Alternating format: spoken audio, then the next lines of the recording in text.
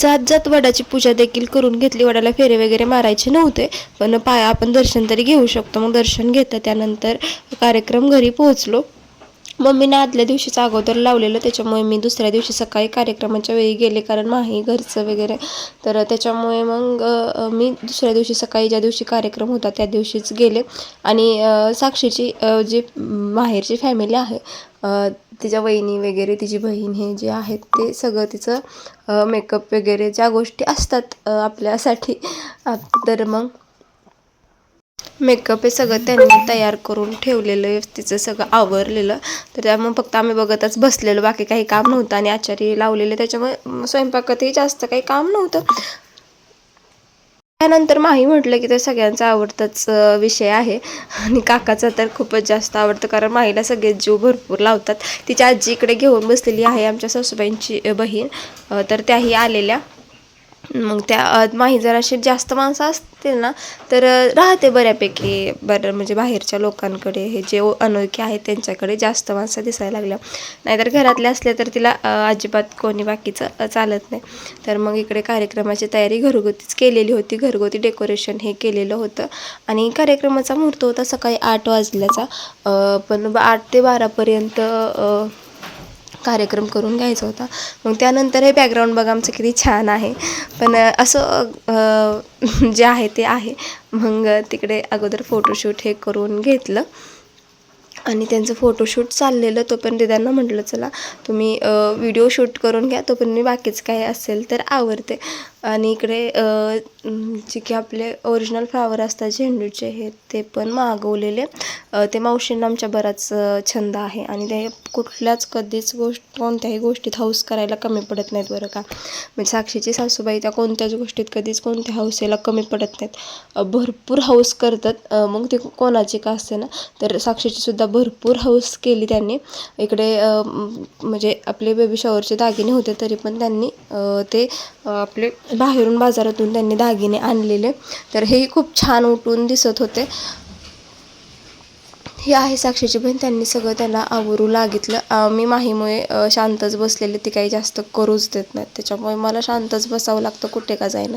मला काही करताच येत नाही, कारण ती काही करू देत नाही. आपण जिथे जाईल तिथे तिची लुडबुड असतेच, तर मग त्याच्यामुळे मला कुठेच काय करता येत नाही. आणि इकडे बघा सगळ्या बायका ओटी भरण्याच्या कार्यक्रमाला जमलेल्या आहेत, आणि ओटी भरण्याच्या कार्यक्रमासोबतच सवसनीचा कार्यक्रम देखील होता. तर त्याच्यामुळे सगळ्या बायका आलेल्या, पाहुण्या रावळ्या, शेजारचे सगळे भाऊभाऊकीतले सगळे आलेले.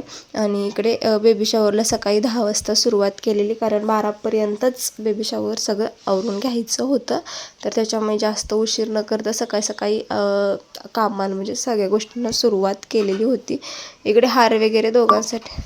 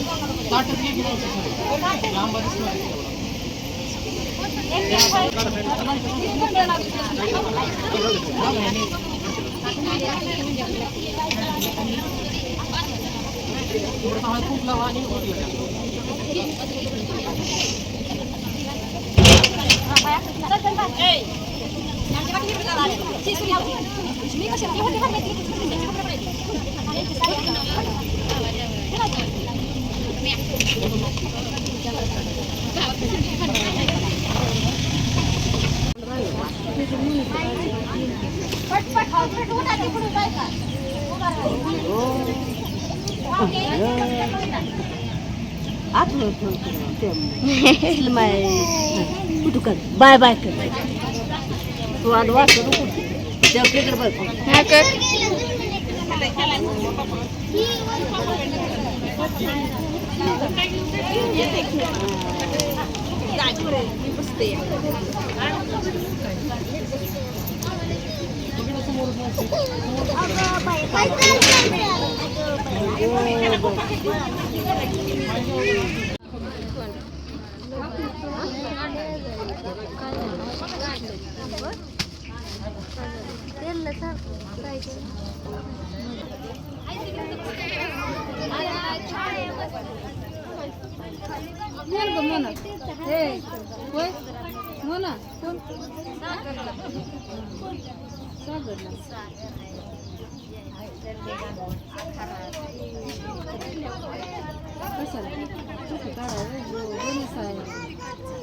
त्यांची जोड नाही, त्यांची जोड ही सगळं गोळा करायचं आणि दिदीला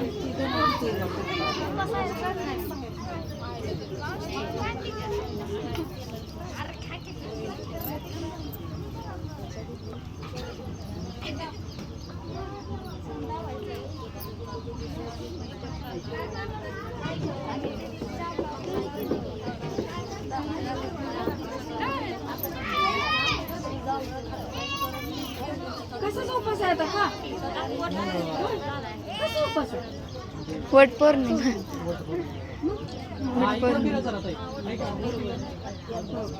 गोड पुरल्याशिवाय खायचं का गं? असू द्यात चुकलं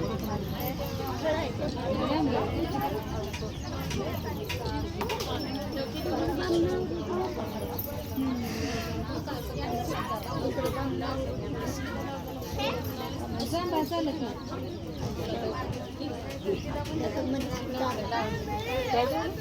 झालं का तुमची पिशवी